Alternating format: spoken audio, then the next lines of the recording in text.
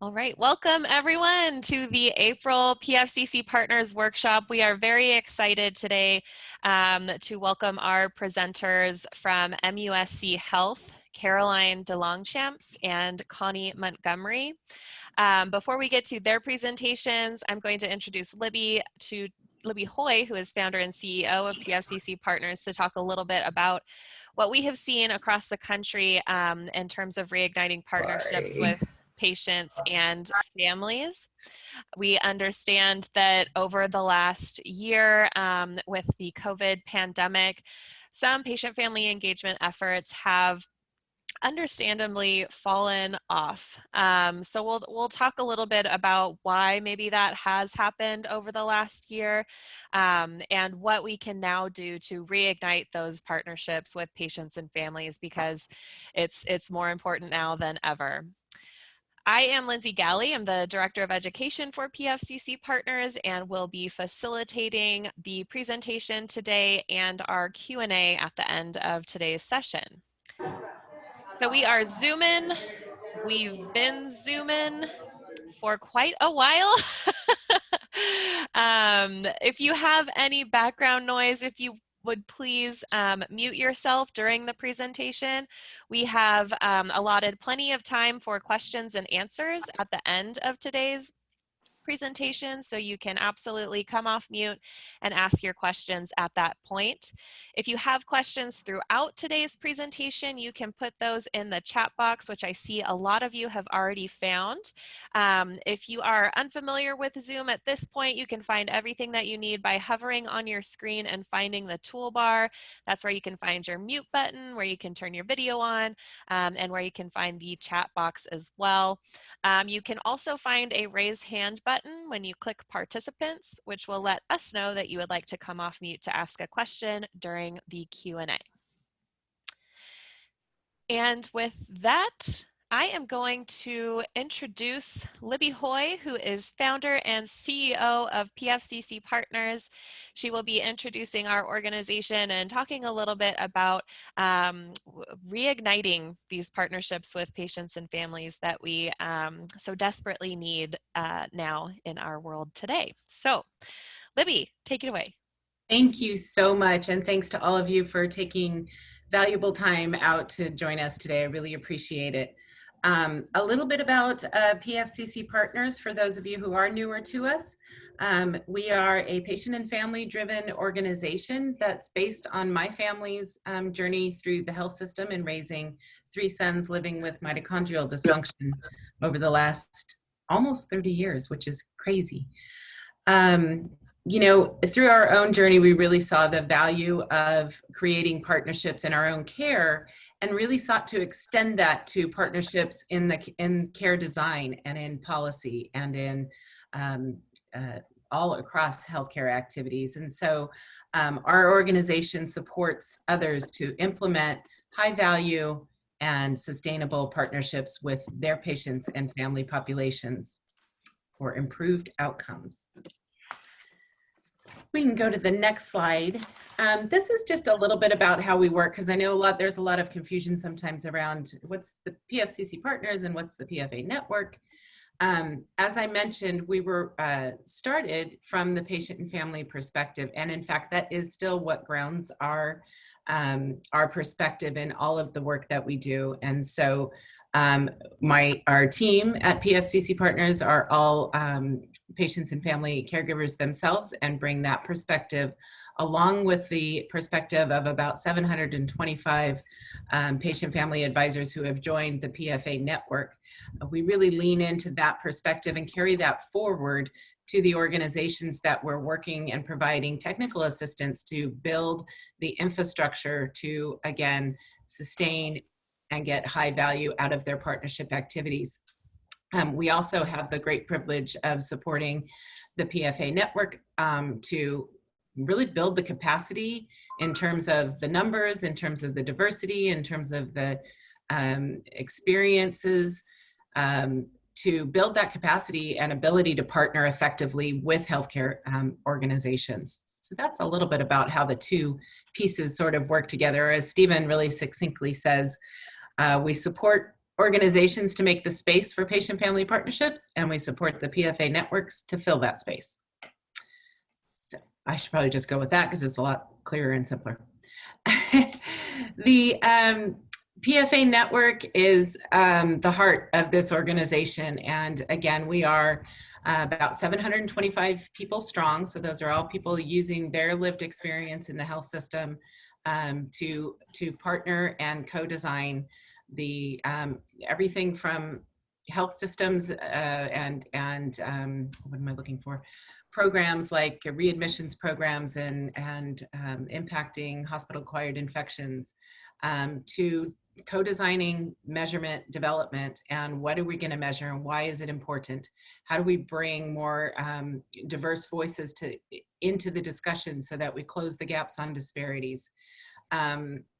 So bringing all of that together in a sense of community. And then we also support our advisors in the PFA network, and really anyone, I mean, whether you're technically signed up or not, we have a lot of other welcome a lot of patient-family advisors serving in all kinds of organizations to participate with our skills exchange. And the skills exchange are not trainings.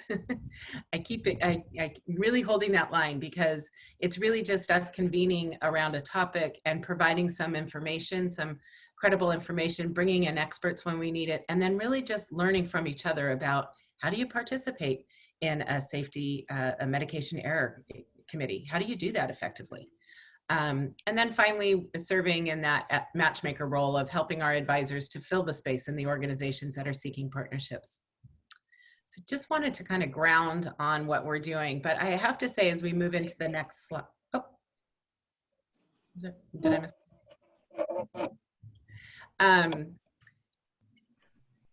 As we move into to our discussion today, I think these level setting terms that we've been using for a while, we're overly simplified over here. So we look at patient-family-centered care or person-family-centered care as the noun. That's the culture, the health system that we're all working really hard together to build, right? That's where we want to be. That's the model. So if we think about it that way, then we can think about patient-family engagement as an active strategy to build that model, right? That's how we're going to get there, when we're all working together in co-design, not coming in with preconceived notions of what needs to happen, but coming in true partnership with accepting that what we create together with different perspectives is going to be far greater. So if we think about patient-family engagement and having these conversations with the people who are receiving services, we can apply that as a strategy anywhere we're working, right? So whether we're working with a research team to identify research priorities for a given disease state, or whether we're working in a hospital to work on HCAP scores or readmissions, or whether we're working with National Quality Forum to figure out federal policy on what things are important to measure. We can apply patient-family engagement as that strategy to anything that we're working on within the healthcare system. So that's fundamental to our approach to patient-family engagement and these concepts. All right, so what did we see in 2020? Wow, what a year, huh?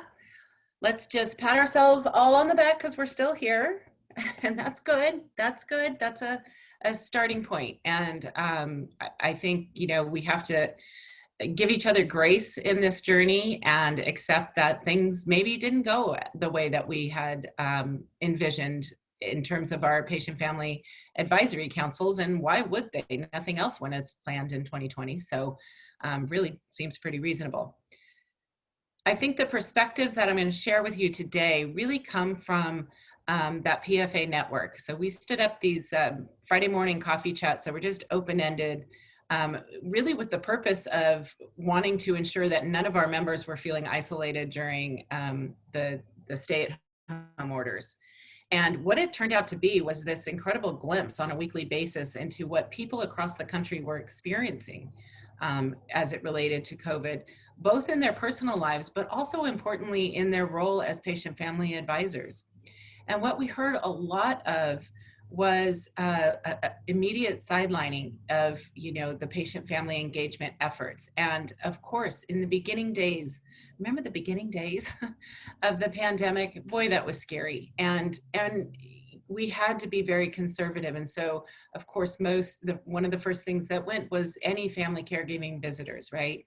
And where we saw the difference in approaches was more around how did that get rolled out? For a lot of hospitals with existing PFACs, that was just rolled out. Just the messaging was no family caregivers, nobody can come in with you, nothing. And never was that PFAC, that resource, that strategy, right, ever really tapped for messaging, for ambassadorship back to the community of why this is being done, and we're not sure for how long.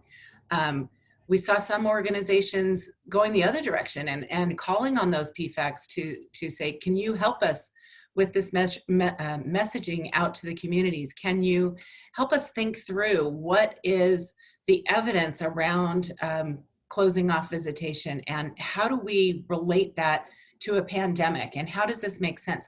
So some hospitals really leaned in and other hospitals really leaned out, or I'm speaking specifically about hospitals, but this was true for research teams that stalled out. This was true for measurement, development, and quality improvement in all of our federal quality improvement programs, because those shut down. So a lot of advisors were suddenly finding themselves with, frankly, a lot of thoughts and insights about how they were experiencing the pandemic, and no active partnerships with which to share those.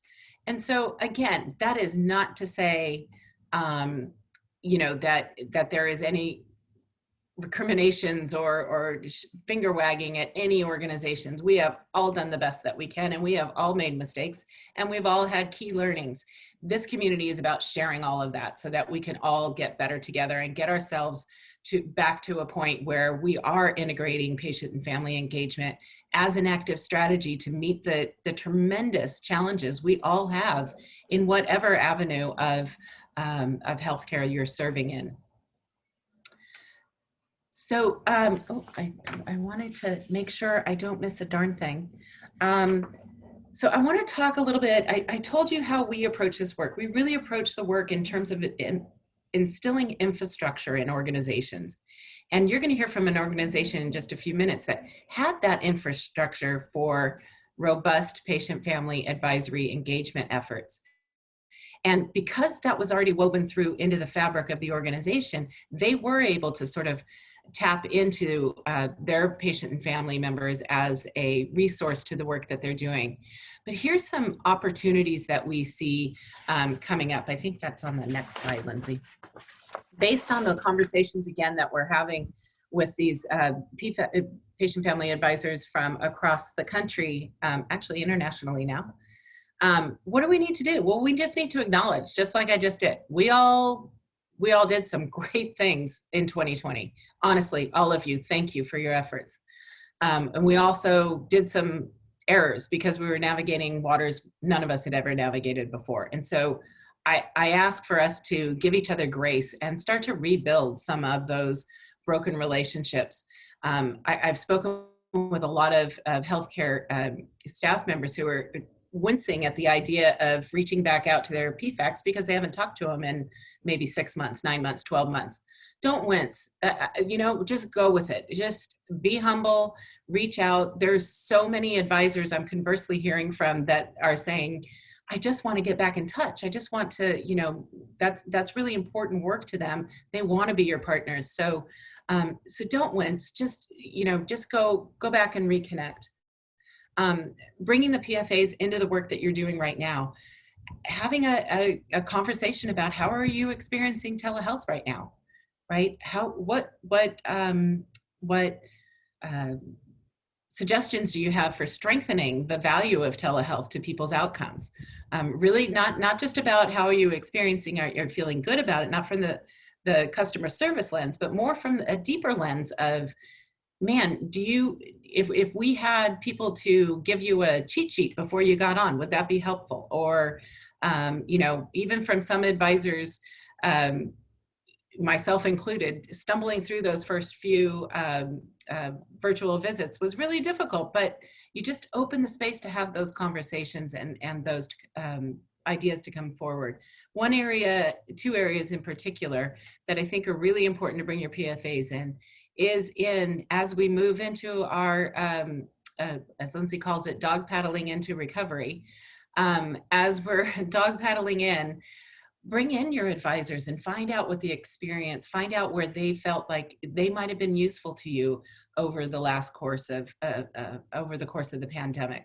In any evaluation of your organization's performance, if for lack of a better word, over the course of the pandemic, bring advisors in. We have so much insight into how fast those virtual visits got set up and the places that we can be helpful to maybe demonstrate some improvements that you may not be able to see from the health-centric perspective. So bringing them straight into the work. Any reopening plans for return to care, that's a brilliant place. We're the ones nervous about that, right? Or not nervous about that and anxious about it. What are the attitudes in your community? Asking those questions and bringing them back into that. COVID testing and vaccine confidence. I don't know if we've gone a week in the last 3 months without a vaccine confidence listening session. So much insight to be learned. And the one thing that I can share is it's different in every single community. So you're going to need to talk to your own community about that. Revisit the charter, and if you have those infrastructure pieces for your patient family advisory efforts, revisit those and see where they need to be modified at this point. If you don't have those, it's a great time to implement them. The point is you really want to build in the infrastructure so that as waves and challenges come through, the program doesn't get knocked off its feet. In fact, it gets more deeply rooted into the effective work of the healthcare organizations. I see the chat is just blowing up over there, and I'm trying not to pay attention to it because I get a little distracted, but Lindsay, you'll tell me if I need to address anything. Of course, it's mostly just me and others joining in on conversation, yeah. And then one final thought that I just want to share is we kind of talk about this as going back and reigniting your PFAC, but don't be afraid to just have it be completely different, because the world we're all working in today and living in today is so different than it was a year ago. So if you find that the traditional once a month PFAC meeting is not really being effective for you, then do something different and invite your advisors into that process. Maybe it's more effective for you to have listening sessions or focus groups, or do more broad, open-ended kinds of commitments with you. That's also an important way to think about raising the diversity. So we really need to expand the diversity of the people that we have involved in these advisory efforts. And one way that our organization is thinking about that, with the help and guidance of our DEI work group, is that we're really thinking about expanding diversity into inclusive activities, right, to create equity. For us, that's how those words go together. And so what that means is coming up with new and inventive ways to connect with our patients and families that allow for people who maybe are working full-time and can't attend a monthly meeting, or maybe are mothers of children with special healthcare needs and they can't commit to once a month. That feels too heavy for them, but they could say, hey, I can talk to you, I can do an interview, I can, So don't be afraid to expand and change and morph your advisory and engagement efforts around what your community needs, but by all means, make sure you include those patients and families in developing that. So I think I'm gonna close my mouth because I'm so anxious to hear from Caroline and Connie. And I see Caroline and I have color coordinated ourselves today. That's awesome. Nice. Thank you very much. So I'll send it back to you, Lindsay.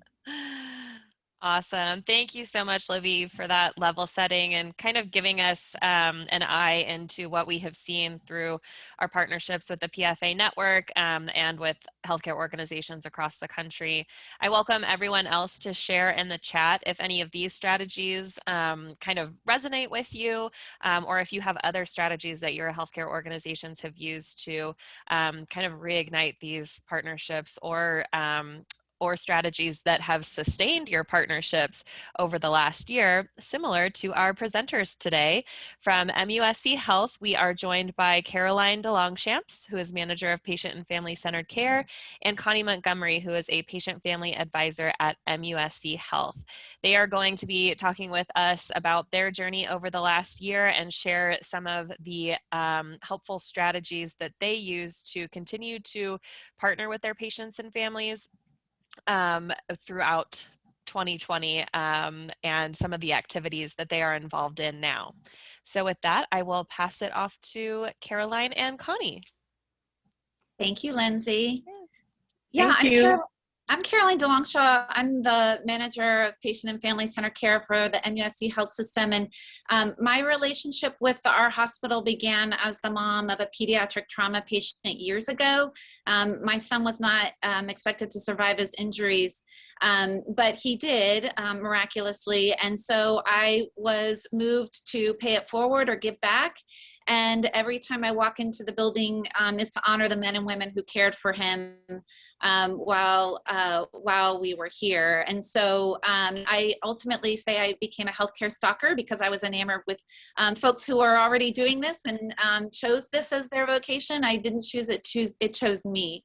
But it's given me the opportunity to meet some really incredibly wonderful people like Connie.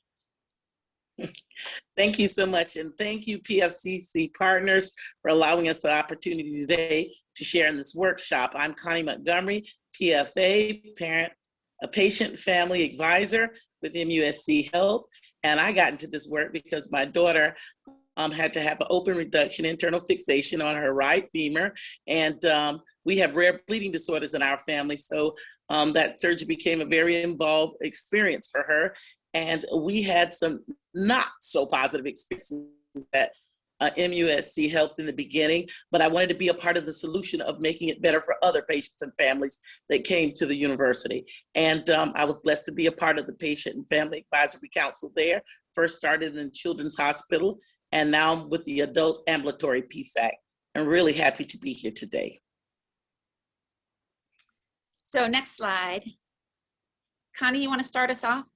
Yes, patient and family-centered care is working with patients and families rather than doing to or for them. This is a partnership. Next slide, please.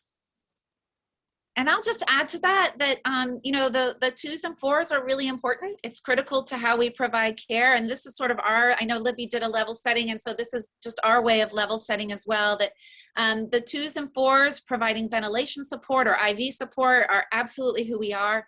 But when our patients and families are feeling better, it's our responsibility as an organization, as healthcare providers and care team members, to recognize when that shift happens and partner with them in a different way, a way that will help prevent them coming back in unnecessarily, or a way that will help get them discharged a little bit faster from the hospital because their level of knowledge about their illness or injury has been developed through these partnerships.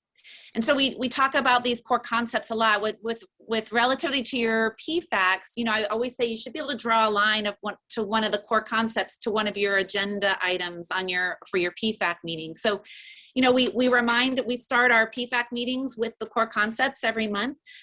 We remind our folks that we treat each other with respect and dignity. We share information in ways that are affirming and useful to our patients and families.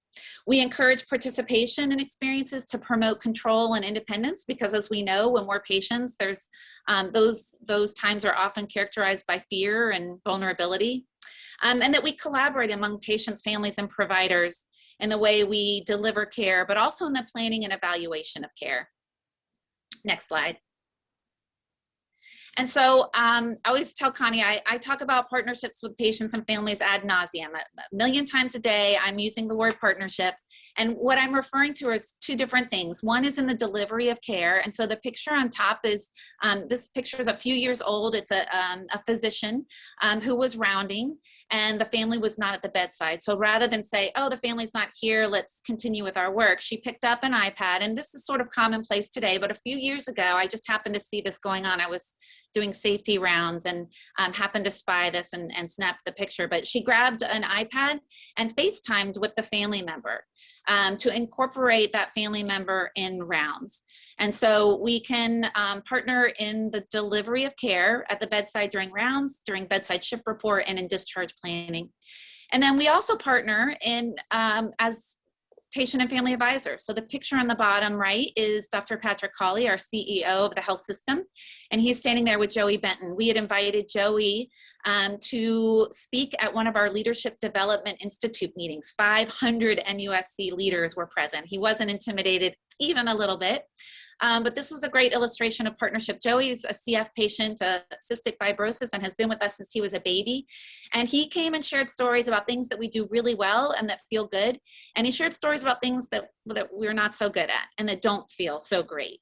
And Dr. Cawley loved it. And to me, it was such a great illustration of how we partner. And we're going to talk a little bit more about some of the other ways that we partner with our patient and family advisory councils, but on quality and safety initiatives and some other things that we do here at MUSC. Next slide.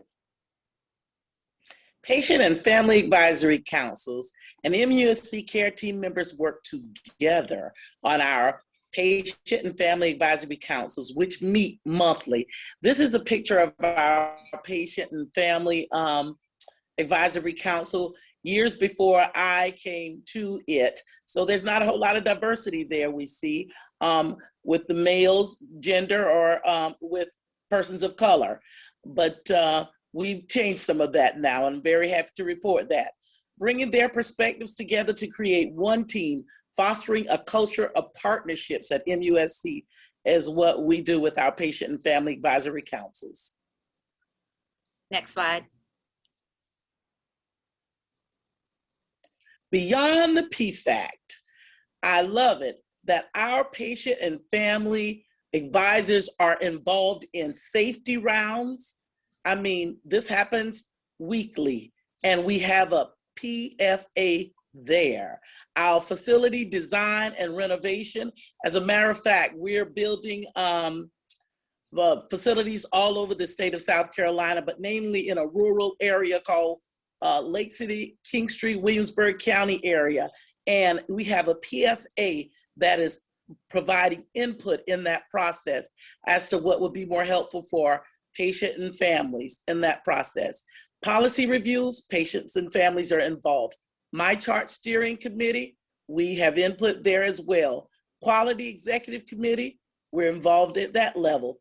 Welcome videos. As a matter of fact, if you look up in the top corner at the picture there with the young lady in the orange shirt and the purple pants, she did our welcome video over for our Sean Jenkins Children's Hospital and our Women's Health Pearl Turville Center. She replaced our CEO in the welcoming video, and she now welcomes others in to our campus and MUSC Health. Also, very importantly, our RCA, our root cause analysis team, we have a PFA involved there. And that's a very important team because they're looking at possibly or potential harm that's been done to a patient. But now we have the voice of a PFA involved in that. So they get to hear from that perspective on that root cause analysis team. Next slide. And we've incorporated the use of storytelling in our education for patient and family centered care. So we've created a patient story library that's located in MyQuest, that square on the top. That's our online learning management system. And we've developed patient story writing workshops. So I partnered with a writing professor on the university side of the house.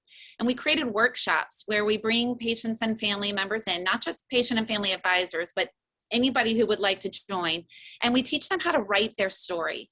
And we're teaching them how to write it for the purposes of education. There are a lot of reasons to tell a story and to write a story, but these stories are purposefully told in order to make us better. And so there are stories in the library that are things that we've done well, but there are things that we haven't done well. And one of the stories even is tragic, but we tell the story because it's important that we learn from it. We learn from it to become better. We don't tell the stories. We hope that they create, the good stories create a sense of joy or purpose.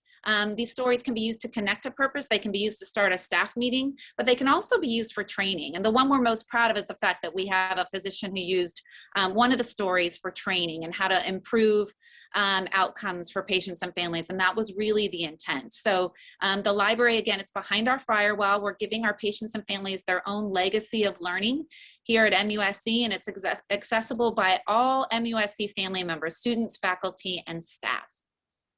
Next slide.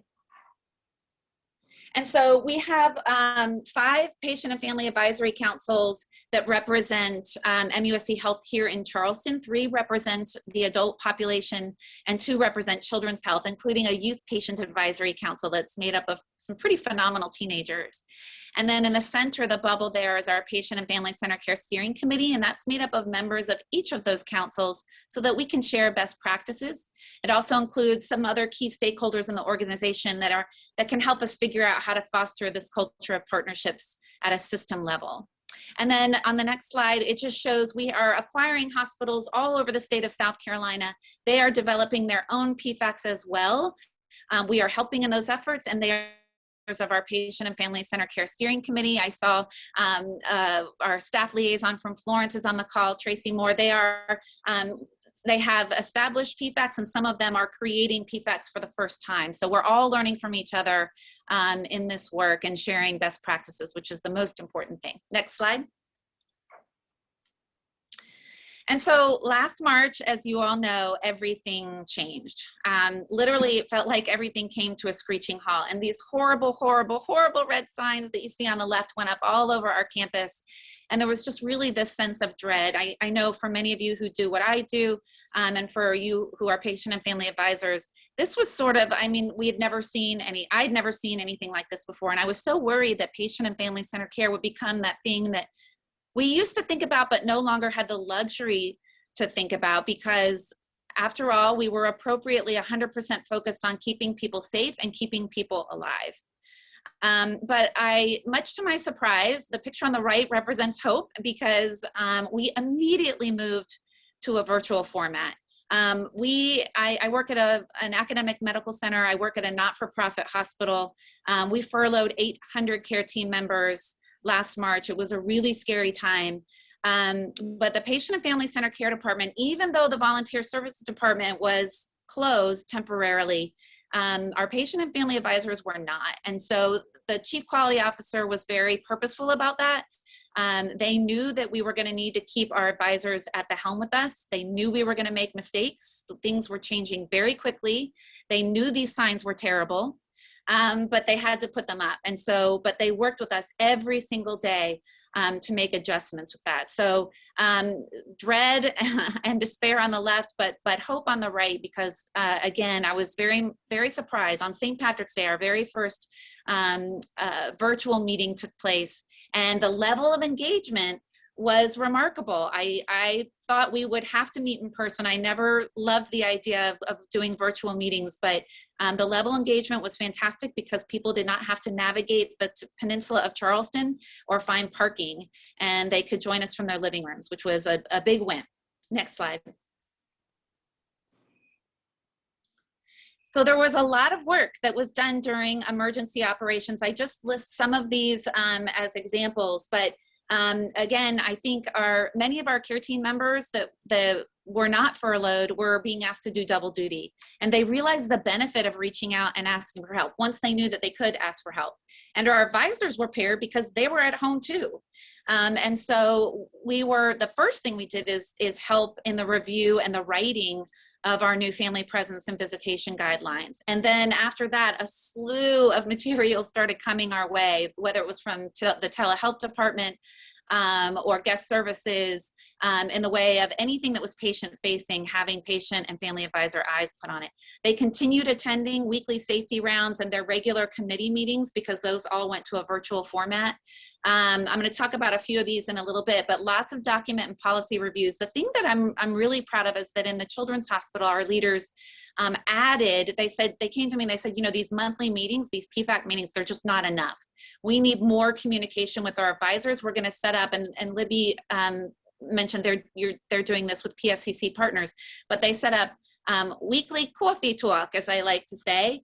And so office hours were established every Wednesday for an hour, no agenda, come as you are. And they wanted to hear from our advisors. They wanted to hear what they were experiencing. But on the flip side of that, we also wanted to keep our advisors informed on what was happening within our walls so that they would be prepared to respond when we asked them for help.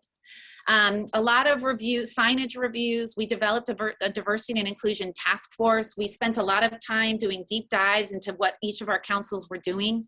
We established an end-of-life visitation policy for COVID positive patients so they would not have to die alone. And then we worked with human resources to ensure that patient and family advisors will be included in all interviews for new leaders, administrator, and above. Next slide. Today, PFAs, patient family advisors, are serving on the vaccine task force. I'm very involved in our COVID vaccine operational task force, myself and another PFA named Kelly Lloyd, where every morning from 8:30 to 9:30, we meet every day to discuss current standings with the COVID vaccine distribution in the state of South Carolina as regards to the Medical University of South Carolina. And what I absolutely love is they take the actual input and recommendations most times that we as PFAs make, and they include them in their processes. And I just think that's just a great salute to them listening and hearing what we're saying as far as the community members in South Carolina. Filming training videos for staff, PFAs are actively involved in that. As a matter of fact, we're getting ready to set up some training videos in the month of May, where we'll be doing some training for inpatient processes and other care team staff. Revising family presence and visitation policies. I think we're on the 15th revision, if I'm correct. Because as changes need to be made, we're making them, and we're a part of that process. They're hearing the voice of the patient and family advisors.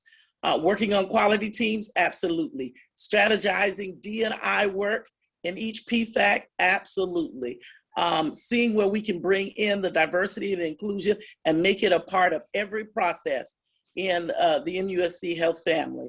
Co-presenting for PFCC education, which is patient family-centered care education, absolutely. I've developed a program, and I present this workshop to all care team members, and it's entitled Hear with Your Eyes, See with Your Heart, Compassionate Healthcare. It's interactive, and it encourages healthcare and care team members to utilize all their sensory skills as well as their medical expertise to help deliver compassionate care to patients and families. And that's just been wonderful. And that's all been a part of learning who's on your PFAC, what skill sets they bring to the table, and using those skills to help with the overall process of partnering with your healthcare organization. Also, we have another PFA, her name's Kelly Lloyd, and she's doing some work as well in co-presenting with Caroline DeLongchamps, our manager of patient and family-centered care there at NUSC, to provide workshops and trainings. Then teaching in our colleges by sharing our stories through the Family Faculty Program. Wonderful program. Most recently, I participated in that with some other patient and family advisors, where we actually shared our stories with medical students so that they get to hear from us and hear the insights we have to share about the experiences we've had that will hopefully help them in their practices as they continue their journey in healthcare. Yeah, and I'll just add Next. some of those quality initiatives include some national collaboratives that some of our quality managers have purposefully invited patient and family advisors with experiences in those areas to those teams. So I think that's been really important. You can go ahead to the next slide, Lindsay, thanks. So Lindsay had mentioned that a lot of folks might be interested in just some tangible tips for what it was like to go virtual. And you know, there's nothing here that's rocket science, but if I could go back and talk to myself, you know, a year ago about what this was going to be like, I would be sure to reinforce to everyone on the PFAC, both care team members and patient and family advisors, the need to reinforce being present. So it's great that we can be at home and in our living rooms. I know that some of our advisors are cooking dinner, they're taking care of kids, and that's wonderful, but it's easy for people to check out too and not be focused. And so just a reminder that even though we're virtual, we're still trying to pretend like we're in that room together. So reminding everyone to keep their cameras on if they have a camera, but certainly not wanting to discourage people if they don't want to put their camera on. We're not going to bully people because we would rather have them listening than not being able to see them. I send a lot of email reminders that include the meeting link. So I may send an email reminder out a week before, and then maybe the night before, the day of, that includes the meeting link, because inevitably they've deleted their email and they can't find the link and they're scrambling right before. So they're going to be looking for it. We offered step-by-step instructions for how to download the app. So when we first went virtual, we were still a WebEx facility. We were doing everything WebEx. And then, you know, like 8 months into the pandemic, we decided to get rid of WebEx and move to Teams, which I thought I was going to have a nervous breakdown because I had just mastered WebEx, or at least I thought I had. And it turns out the platform really didn't matter. It didn't seem to matter to our patient and family advisors. What really mattered was getting the step-by-step instructions. How do I download this to my phone? How do I download it to my desktop? They didn't know they needed to download it. So they needed those instructions that you get better use of the platform if you download the app and have that ability. I would reach out to people individually and just ask if they'd like to practice a meeting. I'd send them a link and we would play around with some of the functionality. And I always say, be ready to answer texts and emails, calls. Inevitably, every time I start a PFAC meeting, my phone starts to blow up, my email starts to blow up because people have questions or they need the link or they're having trouble logging on. And so maybe you assign someone on your PFAC to be the greeter, you assign someone else to take the attendance so you're not trying to manage all things at once and losing your mind, but assign different things to different people so that you're able to accommodate everyone. Those are just a few things that we thought were helpful with our group. Connie, can you think of anything else? I think you covered it. Next slide.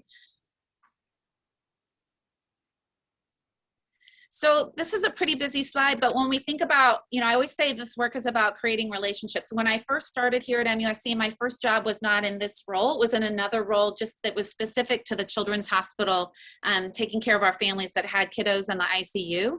But that role was really important and foundational to the work that I do now because it was on the front lines. And I was able to spend a lot of time in different units getting to know people.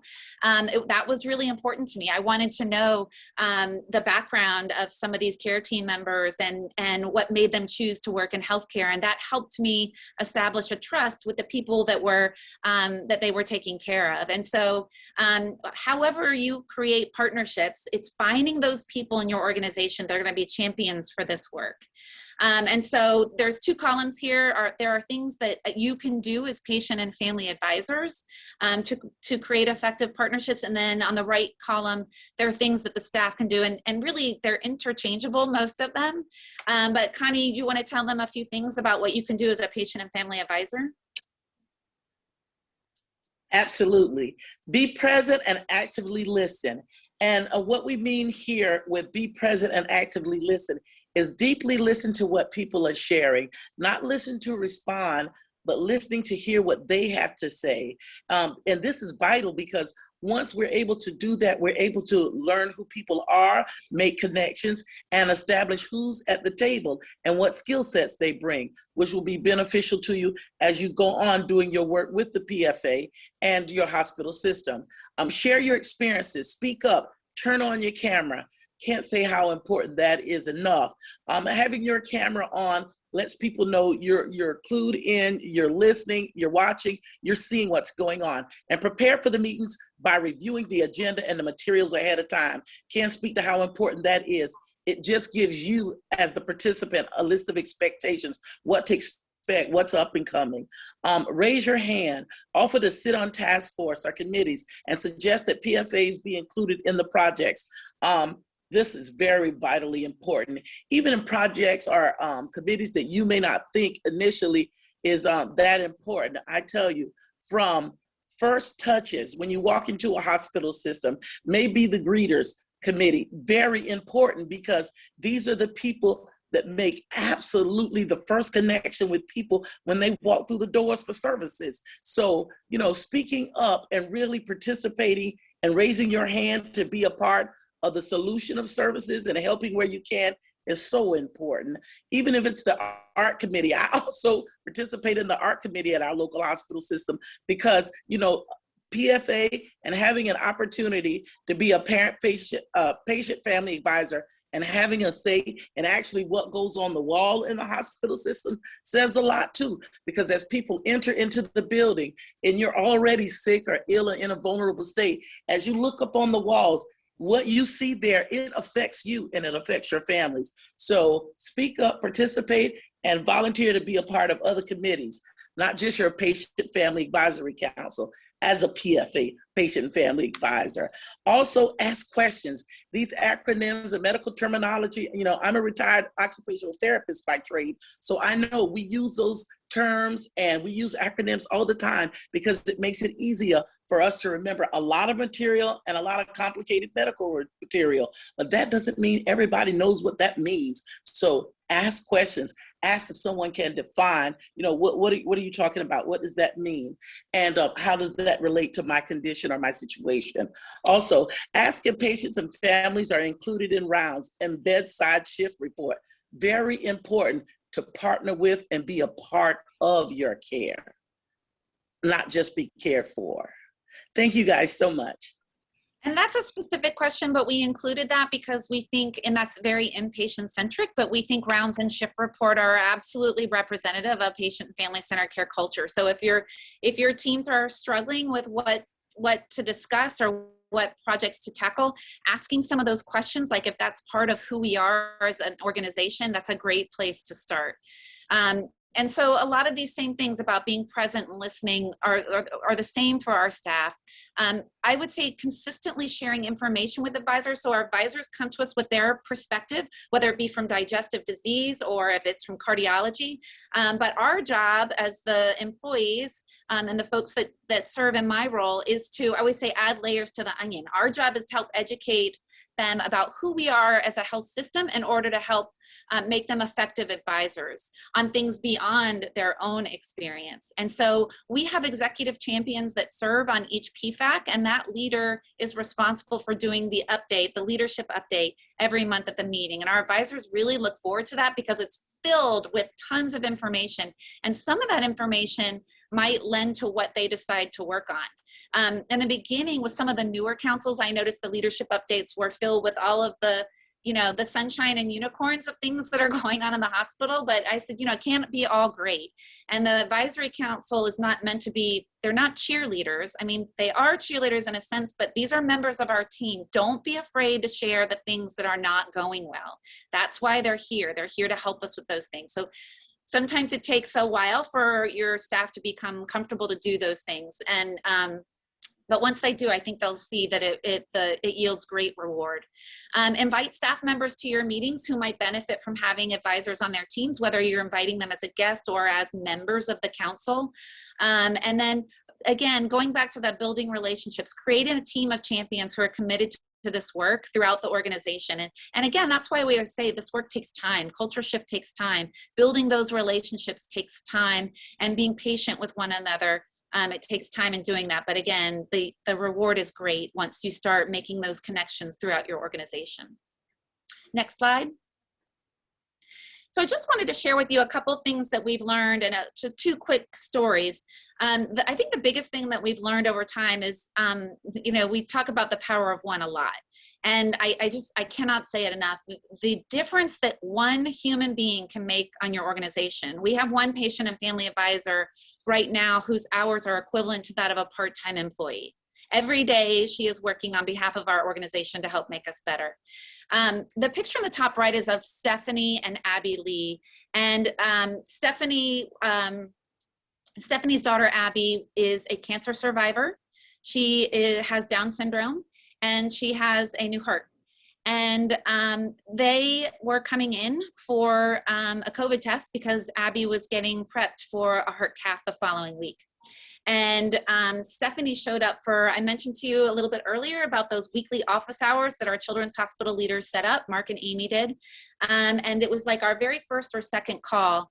And Stephanie showed up with the smile on her face that you see right there. She's always smiling. And she said, hey, let me tell you about this COVID test that Abby just had done. It took 3 nurses to hold her down, which is not unusual for a child, but we were separated. And we're not used to that because that's not our culture here. But we were separated, and she said, and I understand why. We're trying to reduce the risk of transmission of this virus. And again, this was early on. This was last April. She said, so I completely understand, but Abby didn't. And I will tell you that it was traumatizing. And I would ask that if I'm willing to assume that risk because I live with Abby and you have enough PPE for me, perhaps I could be one of the people holding Abby down, and we could reduce the risk of transmission for one of your nurses. And then when we have to come back in next week, it might be just a little bit less traumatic for Abby because we're coming back in, but I'm not sure how that's going to go after what happened today. So Mark and Amy heard that because this was just a small group, and they looked at each other and they said, absolutely. And within 24 hours, we had a new policy where parents could be present for a COVID test when appropriate. And then the picture on the bottom left is Leslie Jackson. And in the wake of George Floyd's death, she and I talked about what it felt like for her to be a Black woman receiving care in a predominantly white environment. And so she agreed to share her story and some of her experiences on film for the Patient Story Library that I mentioned to you a few slides ago. And this was really great because she wasn't just talking about healthcare disparities, like we use all these language and terms in healthcare now, but she was really giving kind of what we call golden nuggets of information, specific things that a respiratory therapist or a nurse or a physician could do in their relationships, in their partnerships, and in their daily work with patients and families to help reduce those disparities, whether it's a conversation at the bedside during rounds. But she was able to point out some things that happened to her and her husband that really didn't feel good, that once we heard them on camera, really pointed out some issues. And so that's why I say in the wake of tragedy, we were able to make some positive changes. I tell you, I underestimated the flexibility of our folks in 2020, which was absolutely the worst year ever in healthcare. We did have 1,770 hours that were donated to us by some pretty incredible human beings. Another best practice we developed, the chair of our adult ambulatory PFAC, Joan Houston, wanted to establish PFAC planning meetings, and that's a best practice that all our councils have adopted. So about a week after our meeting, we get together and we debrief, we talk about how it went, and then we start to plan for the next meeting. And this really provides a platform for creating meaningful meetings. It gives us time to invite people if we need to invite people to join us. And then we can kind of build on that and massage the agenda as the next weeks kind of roll on. And so, we learned that being virtual wasn't ideal, but it wasn't all terrible either. And we've actually seen better engagement month after month. Our attendance is much better every month than it was pre-pandemic. Connie, anything you wanted to add? I think key points for us, excuse me, as PFAs is getting as involved as you possibly can. Listen and hear and see where the needs are in your organization. And if possible, fill those needs to the best of your ability based on your skill set and the time you have to do that. Thank you guys so much. Yeah, and the raising your hand, I think sometimes it's hard, and sometimes maybe we're afraid to call on people to ask for help. I think, you know, sometimes it can be nerve-wracking, it can be scary, or we assume that our patient and family advisors may not be aware of something. But the more, you know, in those meetings that we're sharing, whether it be in leadership updates or new things that are going on in the hospital, the more prepared they're going to be to raise their hands. And there are things that we can do to help prepare them to serve in those ways. I know that Kelly and Connie's help on the vaccine task force has been immeasurable, and that there have been several things that they have done and done differently as a result of hearing their voices and making sure that we are getting into our underserved communities when it comes to the distribution of that virus. And sometimes it's just very simple things, like if we're creating a flyer and then in the distribution of the flyers about how to schedule appointments, you know, it would be crazy not to partner with patients and families on that, because they're the ones that are doing it. It's easy for us, and we're blind to the way we see some of those processes, but they see it from a very pure, fresh perspective. The last thing I wanted to share is, if you want to take questions first, whatever you think, Lindsay, but there were a lot of things, you know, as you're rebooting your councils, there are a lot of things, really easy things that you can do. I know in the beginning of the pandemic, this is a video I was going to share with you that all of our councils, both adult and pediatrics, did to talk about the importance of mask wearing. So it was just sort of a PSA that we put out on social media and we shared with our communities. But most recently, and this might be a good thing for some of you to do as you reboot, is you know, I know our system is really tired right now. I mean, it's been a terrible year. We're in a nursing shortage. The COVID is not over. And the financial ramifications of this virus are, they feel everlasting, and it's very daunting. And it's a really, I think healthcare might be one of the most difficult places to work right now. And I'm feeling that in my academic medical center. It's very hard. But people are very connected to this work, and they do it for all of the right reasons. And so I would never have suggested something like this pre-pandemic, because again, patient and family advisors aren't meant to be cheerleaders on the sidelines. They're meant to be members of the team doing the hard work with you. But if you're looking for projects for your advisors to do, I know we recently just shared, and this is something very easy. Our advisors did, they shared feelings of gratitude just from their iPhones and sent them to me, and I put them together, and we're sending that out just internally, not on social media, but just for our care team members. And there's very short but specific stories about people in the healthcare system who've made their lives easier, or people that they remember for the way they touched them or took care of them. And so that's just and that was sent out by one of our leaders with a big thank you. So I think, you know, that's just something very easy. It doesn't take a lot of energy. You can record it during one of your meetings, or you can have folks send you their own individual pieces that you can put together. So this one I just wanted to share with you. Again, we did this about a year ago. This specific video is our Children's Health PFAC, just sharing with the community why it's so important to wear a mask.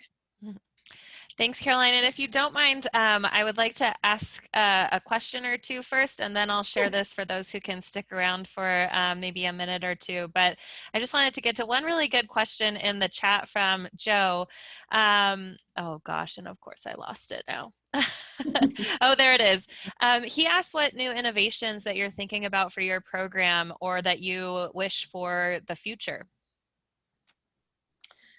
Yeah, that's a good question. I mean, you know, it's hard to think with innovation because sometimes in some ways it feels like we're just surviving.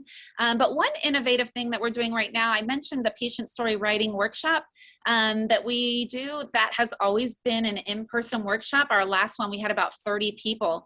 And so we've really been trying to think about how can we make this safe, and how can we make it accessible by more people? So we serve folks from all over the state and sometimes beyond our borders. And now we have our regional health network, Hospital Friends, and their patients and families aren't going to want to drive several hours to Charleston to be a part of that workshop. So we're working with the university side to put that workshop on a new platform that would make it virtual and accessible by people everywhere, which is really great. So again, more people would have access to it, and that means we'll have more diverse stories in our library. Incredible. Thanks for sharing, Caroline. And kind of along those lines for the diversity piece, and this might be a question for Connie. We got a question in the registration that asked, how do I reach out to patients and families from diverse cultures and backgrounds? Just have to take a leap of faith and utilize those community-based organizations, CBOs, as you can. And don't be afraid to just ask. Reach out to your care Nice, team or Connie. your staff members too. We have faculty members that have been helping us in that effort as well. Bring them into your PFAC meetings or ask them if you can be invited to speak at their faculty meetings to talk about recruiting for diversity. Wonderful. Thank you. Libby, did you have something to add?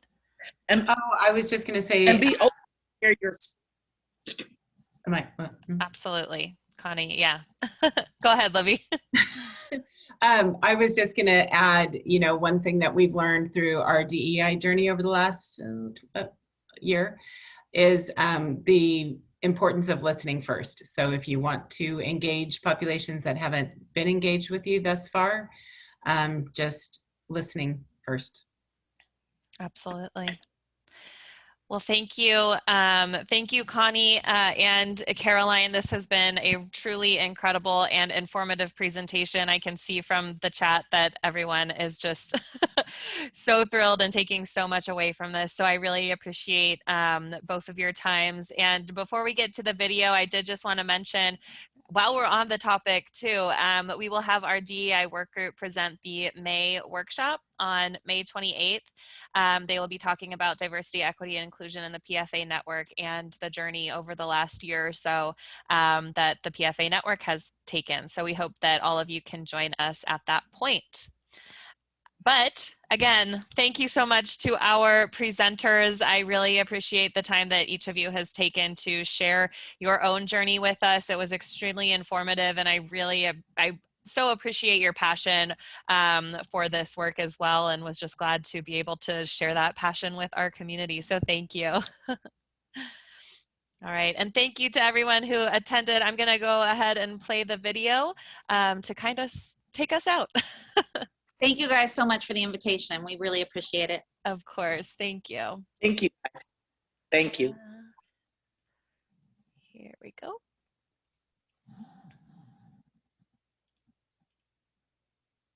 We are patients and families at MUSC Sean Jenkins Children's Hospital. As the COVID-19 numbers increase in our community, please do your part to keep us safe. Wear a mask for my daughter and the doctors and nurses that care for all of our children. Wear a mask for me. I'm type 1 diabetic. Wear a mask for my daughter, Harper Grace. She has a rare genetic condition and a repaired heart defect. Wear a mask for my son, who's a frequent patient at MUSC Sean Jenkins Children's Hospital. Wear a mask for my daughter, a heart transplant recipient and immunosuppressed for life. Wear a mask for all premature babies. Wear a mask for us.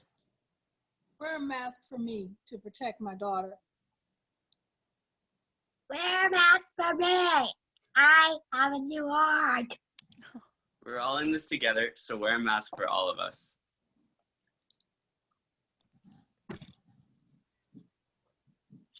That was Abby Lee. Aw, that was amazing. Oh my gosh. Got tears in my eyes. Is this something that we can share? Well, that's a great question. You know, MUSC put it on social media, so Okay. I would think so, right? I wouldn't get in trouble for that. Okay. I just thought it would be a nice to share after in the follow-up as well. That was so adorable and perfect. I love it so much. Great. Wow. Well, great. Well, thank you again to our presenters and everyone who has participated. We'll follow up with the recording and any other supplemental information that we promised. So again, thank you so much. This was great. We hope to see everyone again next month. Thank you. Bye. Thank you. Take care, everybody. Bye-bye.